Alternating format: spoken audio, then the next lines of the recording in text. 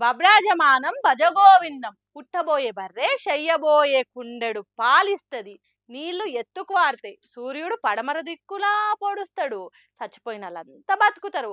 గాలి పీల్చకుండా జీవులు బతుకుతాయి. ఏంది పిల్ల అన్ని జరగని ముచ్చట్లు చెప్తున్నది అనే కదా మీరు పరిశానంగా చూస్తున్నది.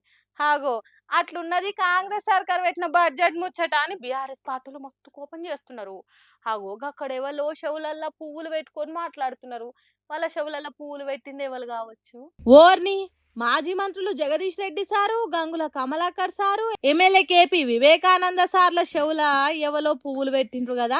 ఇంతకు అవి ఏం పువ్వులు కావచ్చు? కనకాంబరాల, కాసిమల్లె పువ్వులా? ఎవరు సార్ మీ చెవులల్లో పువ్వులు పెట్టింది? ఈ రాష్ట్రంలో ఉండే అన్ని వర్గాల ప్రజలకి చెవిలో పువ్వులు పెట్టిరు తప్ప ఇంకొకటి లేదు. ఓహో, ఉప ముఖ్యమంత్రి బట్టి విక్రమార్క ప్రవేశపెట్టిన బడ్జెట్ గురించా మీరు మాట్లాడేది? అంతగానం మీకు ఏం నచ్చలేదు సారు? కొందరు బడ్జెట్ బాగున్నది అంటుంటే కేవలం వాళ్ళ కుంభకోణాల కొరకు, కాంట్రాక్ట్ల కొరకు, భవనాల కొరకు పెట్టుకున్నారు. హ్యామ్ రోడ్ల నిర్మాణం అని చెప్పి అదొక పెద్ద స్కామ్ చేయడానికి దానికి మార్గం ఏర్పాటు చేసుకున్నారు.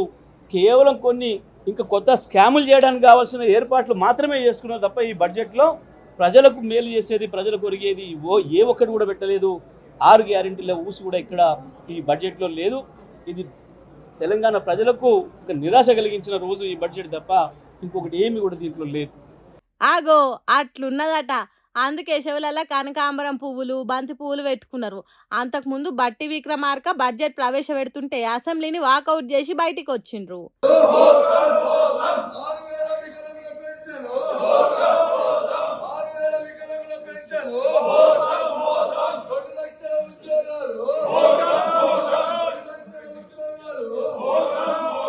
బడ్జెట్లో ఉన్నదంతా మోసమేనట. తులం బంగారంకు తూట్లు పడిచిండ్రట. ముసలోళ్ళ పెన్షన్ల శాంక్షన్లకు నోచుకోలేదట. మహిళలకు 2500 కాదు కదా, 5 రూపాయల ముచ్చట కూడా లేదట బడ్జెట్లో. అందుకే చిన్న పువ్వులు కాదు, పెద్ద కాలీఫ్లవర్ పువ్వు తెలంగాణ పబ్లిక్ షోలో ఇరికిచ్చి పెట్టిండ్రు అన్నట్టు చెప్తున్నారు బీఆర్ఎస్ పార్టీలు. ఇక అటుపక్క కాంగ్రెస్ పార్టీలేమో దీని మించిన బడ్జెట్ ఇంకోటి లేదు, మేము అన్ని వర్గాలను కంటికి రెప్పతీరుగా చూసుకుంటున్నాం అన్నట్టు చెప్తున్నది. ఎవలది రైటు ఎవలది రాంగు అనేది పబ్లిక్ అందే పథకాలను బట్టి తెలుస్తుంది. మరి చూడాలి బడ్జెట్ బబ్రాజమానం భజగోవిందామా భలే బంగారు బడ్జెటా అనేది. 3,24,000 కోట్లతోని తెలంగాణ సర్కార్ బడ్జెట్ పెట్టింది. అమ్మయ్య, ఇక మన కష్టాలన్నీ తీరినట్టే అని సంబరపడేరు.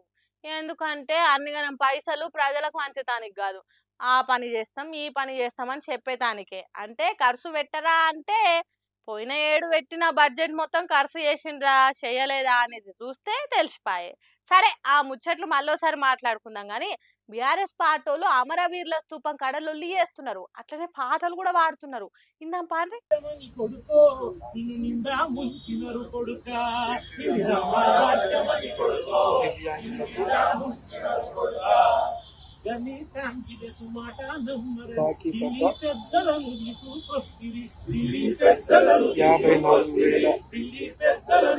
ఇన్నరా ఇందిరమ్మ రాజ్యమని కొడుకో నిన్ను నిండా ముంచినరు కొడుక అని గలమెత్తి గానం చేసిండు ఎమ్మెల్సీ దేశపతి శ్రీనివాసు.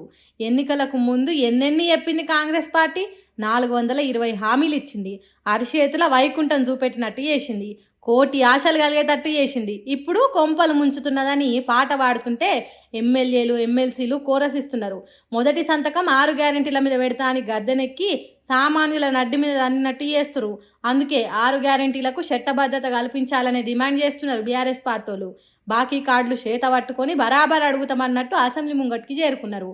ఆటో డ్రైవర్లకు, అమ్మలక్కలకు, కాలేజీ పిల్లలకు, రైతులకు, నిరుద్యోగులకు ఎట్లా హ్యాండ్ ఇచ్చిందో కాంగ్రెస్ సర్కార్ చెప్పుకుంటా అసెంబ్లీకి చేరుకున్నారు. కాంగ్రెస్ బాకీ కార్డులు పట్టుకొని తిరిగిండ్రు. 6 గ్యారెంటీల గురించి పబ్లిక్ మర్చిపోయిండ్రు.